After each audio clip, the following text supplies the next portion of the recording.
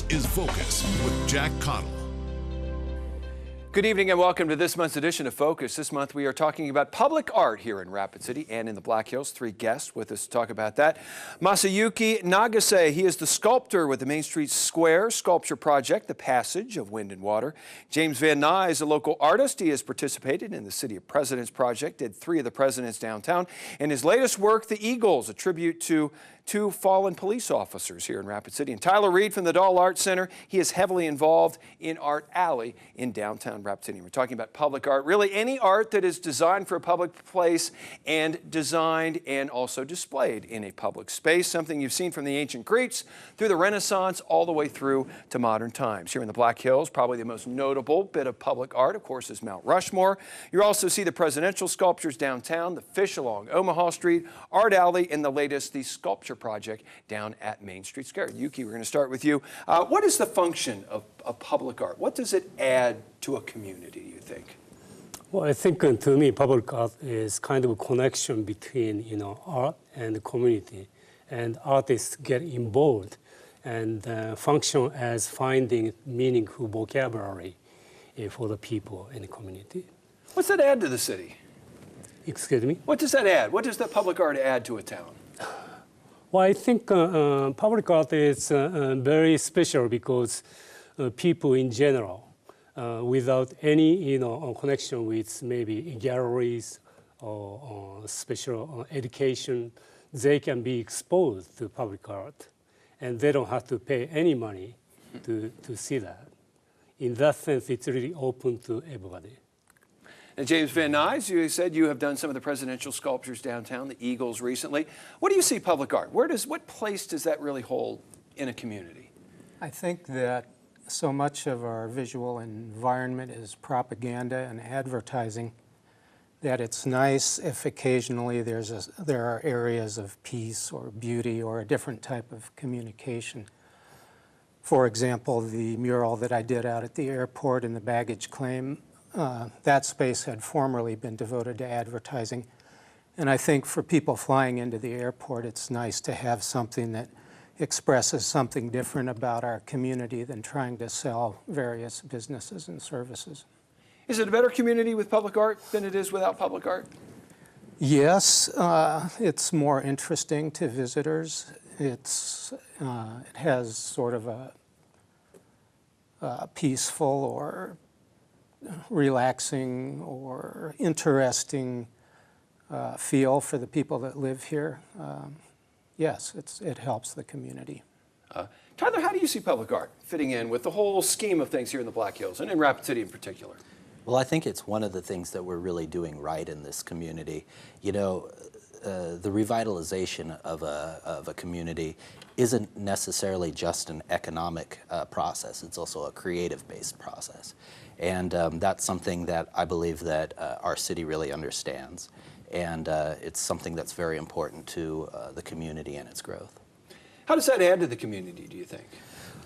Well, it pulls out the character of the community, and it really shows what we're about here. As James alluded to, there's Red Robins and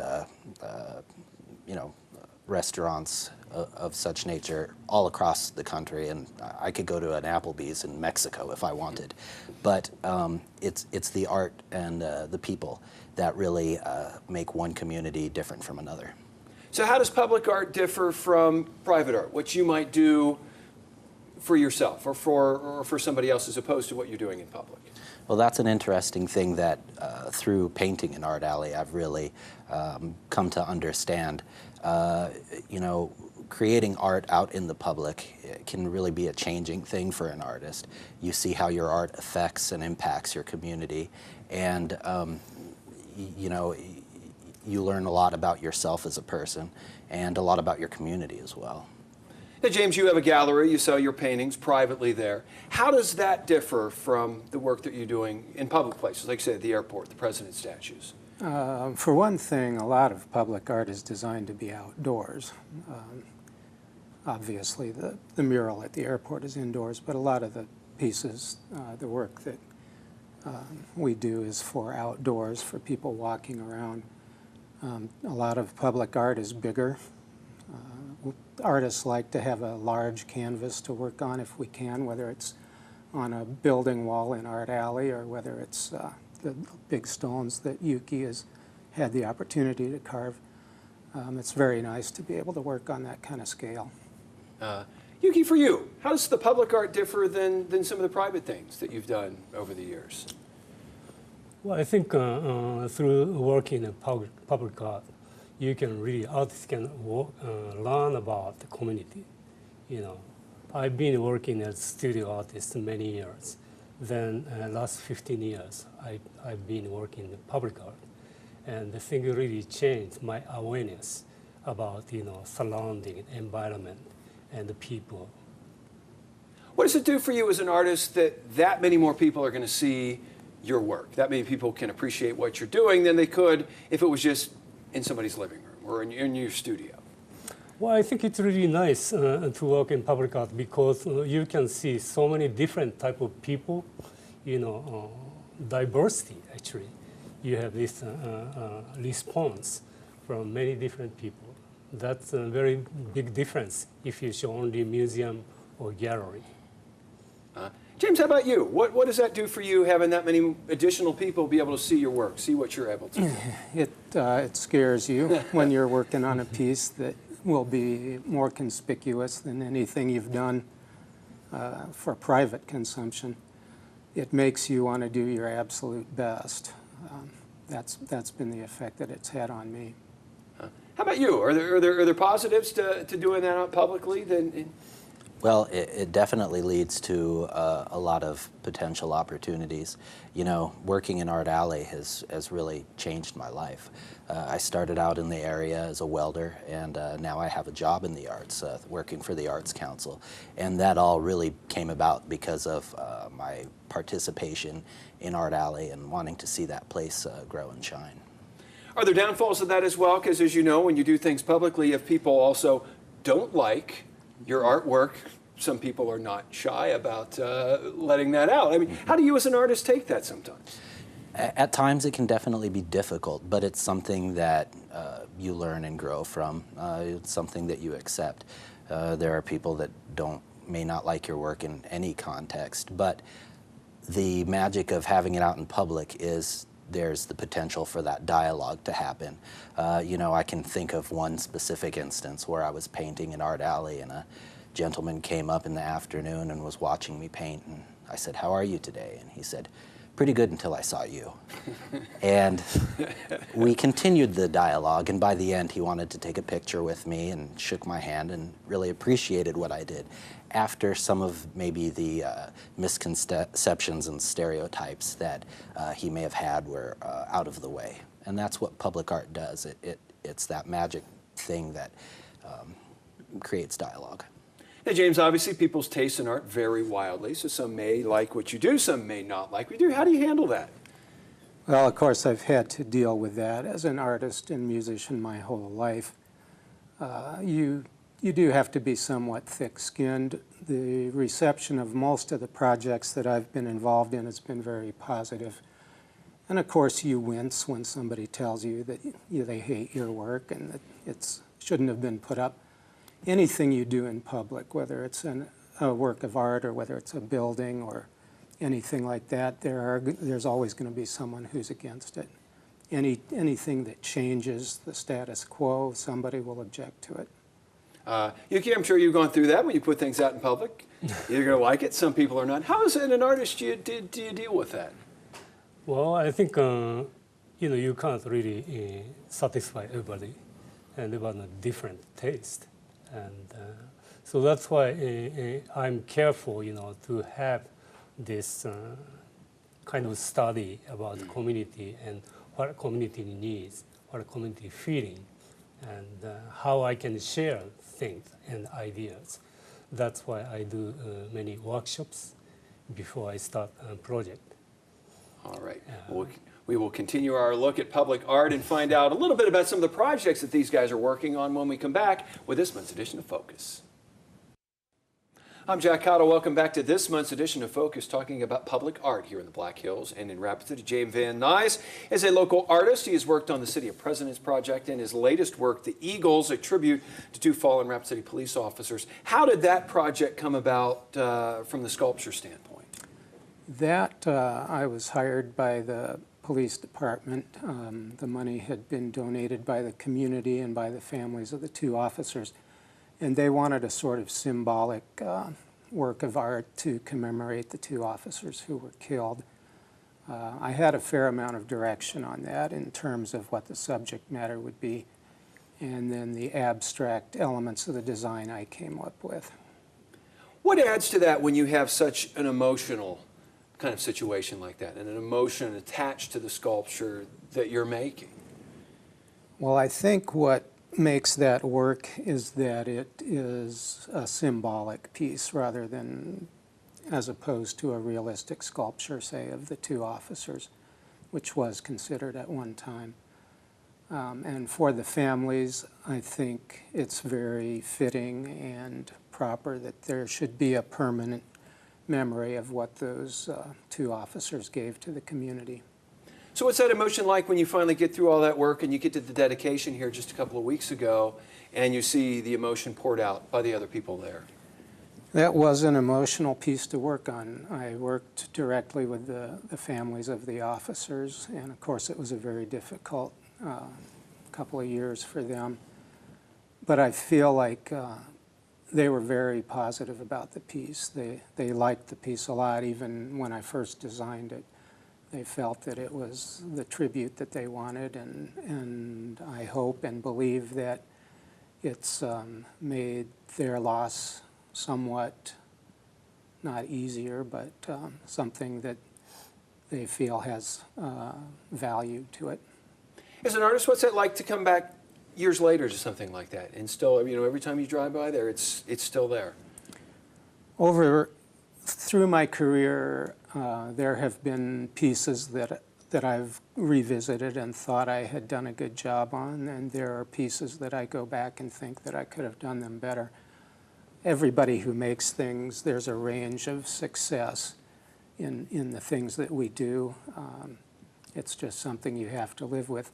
And as I was saying before, in the public art pieces, I just feel like they have to be absolutely 100% the best I can do, simply because they're so much more conspicuous than other things that I do. And because they're commissioned pieces rather than things that I just do on my own and sell to somebody. All right, thank you. It came out great, by the way. Tyler Reed from the Doll Art Center also works with the Artists Guild and Art Alley. What's kind of the history? How did Art Alley originally come to be? Well, it started in 2003, 2004. Really, you know, there was graffiti in Art Alley since the 60s. There was anti-war graffiti. It's been pretty documented. But I think that it actually started when they started reacting differently to the graffiti that existed there. There's a couple different stories of how it started, but Todd Rigione, who was a local artist and musician, and his girlfriend, Judy Luenga, they started painting there. They lived in an apartment above the alley, and it just kind of started organically in that way.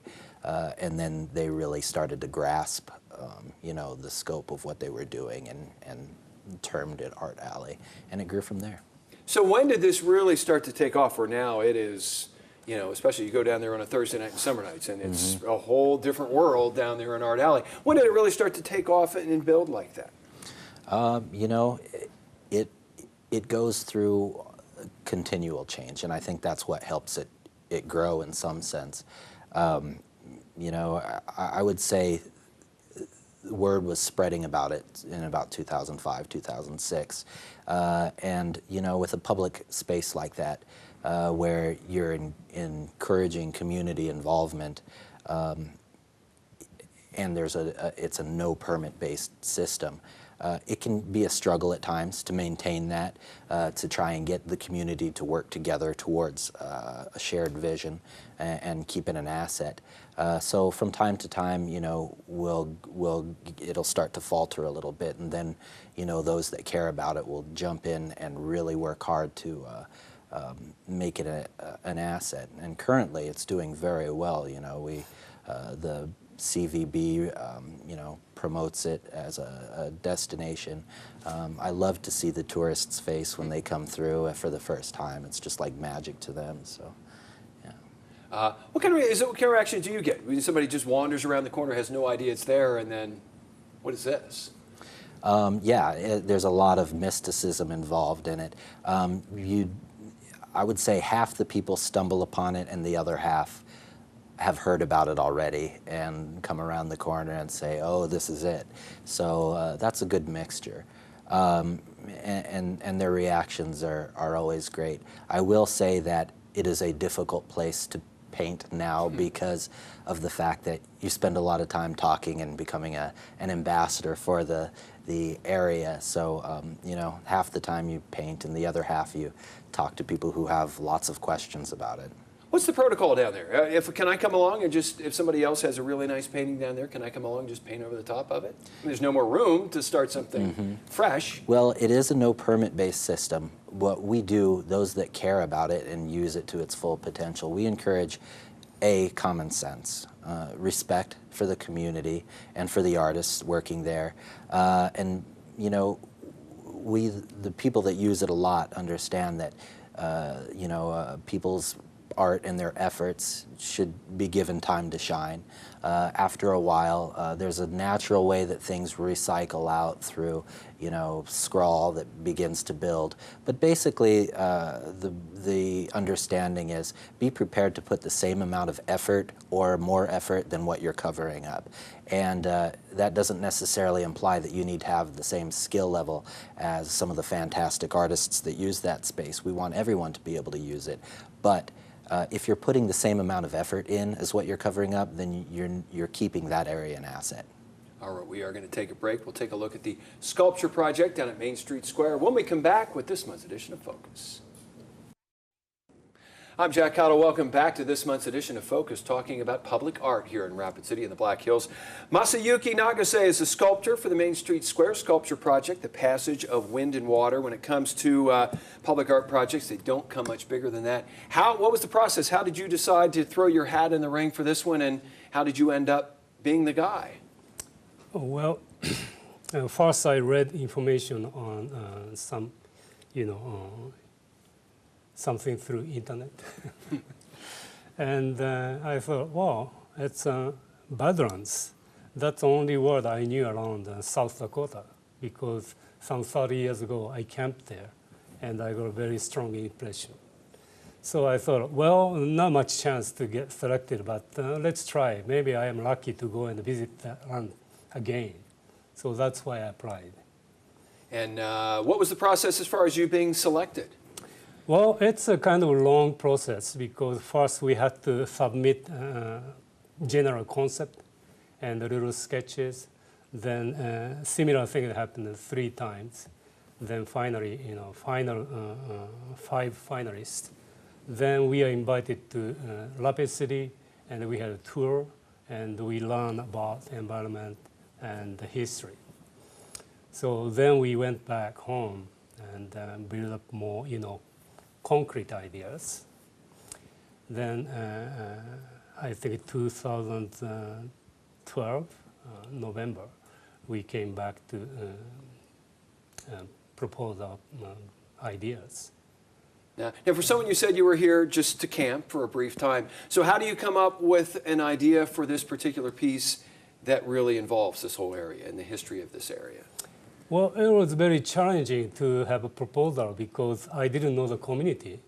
And that's normally I have in my hand to start with. So I read and, you know, I looked at all the materials around this region. And I talked to some people who can give me some information from here.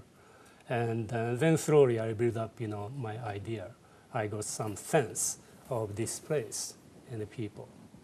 Now, in this project, you not only are having your work displayed in public, but you're actually working in public. There's windows. People can watch your work all day long. What is that like? Is that a positive? Is that a negative? Well, that's very unique thing about this project. And actually, I have some experiences doing something similar in Paris. So it wasn't such a big deal for me. I enjoy, working with people, looking at me, and coming to ask me questions. And sometimes it really gives me inspiration too. Now, you're doing a lot of workshops as well. How important is it to you to try to spread that love and knowledge of art to other people while you're here? Oh, excuse me. Oh, how important is it you're doing also some workshops to teach other people? How important is it for you while you're here to spread that to others? Well, those workshops actually, I'm not teaching people, but I'm learning from people. That's a very different type of workshop. So I give some, questions. I share, what I feel when I work, or I see nature and learning things. So I ask a whole bunch of questions to people who came to workshop, and then collected all the information. James, what do you want to see people take away from your artwork? Do you want to try to pass that art, that love of art, along to future generations, or how do you look at that? Yes, I would think that you hope that young people who see any of us working on our work or see the completed work that we've done might be inspired to be artists themselves. Yeah.